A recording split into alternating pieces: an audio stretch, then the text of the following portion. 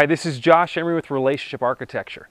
This is part 2 in our 3-part series of balancing our roles in parenting and marriage.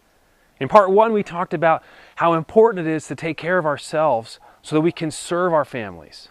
The healthier we are as individuals, the healthier we are to serve our family. In part 2, the subject is communication.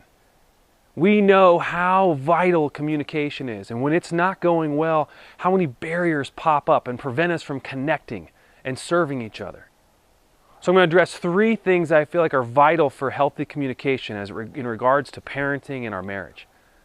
The first one is actually thinking of a time in the day or the week where you should talk about such things. Given that parenting is stressful and that life all by itself is stressful, understanding that timing is very important. Understanding when you guys are at your best and when you're at your worst. So maybe Monday morning before the work week starts is not a good time to talk about how you feel like things are imbalanced around the home. Thinking ahead and saying maybe Tuesday night after the kids go down is a great time to talk about things that are kind of sensitive or very important.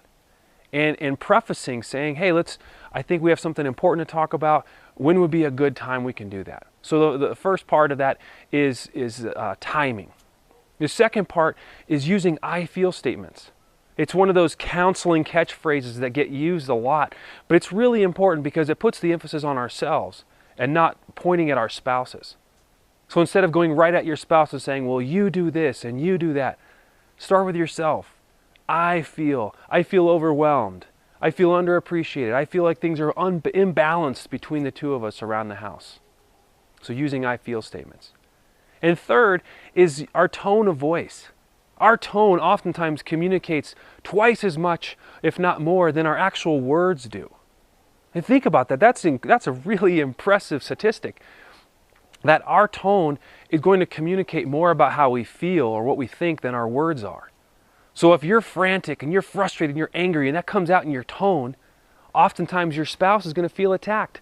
They're going to be on their heels and ready to defend themselves. So an example would say, tone of voice would be like, I feel frustrated that we are not connecting better. I feel frustrated that I don't feel like things are balanced between the two of us and we're on the same team. Notice the tone of voice versus saying, you're not pulling your weight around here and I'm tired of you coming home and doing this and sitting around and not contributing.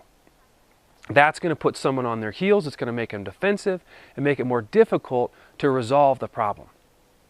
So take these 3 things, put it into practice. You can apply this to your marriage, but you can also apply these 3 things to a lot of your other relationships. Being conscious of using I feel statements, the timing of when you bring about such subjects, and your tone of voice.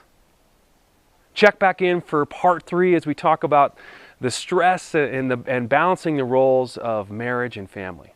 This has been Josh with Relationship Architecture. Have a great day.